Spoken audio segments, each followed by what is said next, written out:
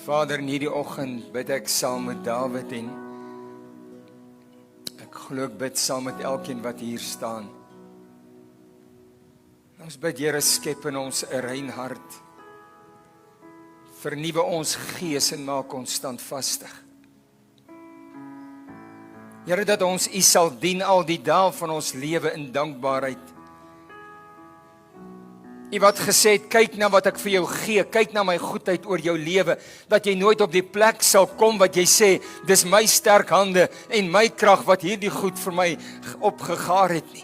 Maar dat jy sal weet dat dit God is, wat jou in staat stel om rykdom en besittings bymekaar te maak.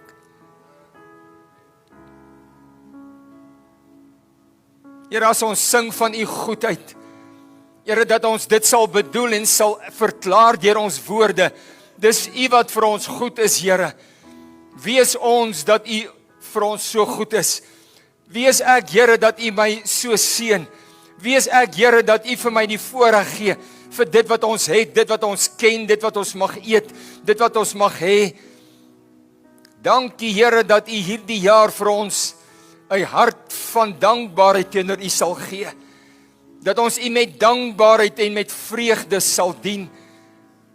En vir hierdie oggend sê ek dankie, Here, vir elkeen wat hier is. Kom, o Gees van God, skep in ons 'n ontvanklike hart. Gee vir ons die vermoë om te verstaan. Gee vir ons die vermoë, Here, en die insig wat ons nodig het om te hoor wat U in hierdie oggend vir elkeen van ons wil sê, want dit wat U sê en dit wat ek sê, Here, is nie altyd dieselfde ding nie. Ek mag een ding sê, maar dit wat U vir iemand in hierdie plek wil sê, kan totaal iets anders te wees, maar Here, praat in hierdie oggend, maak U wil aan ons bekend.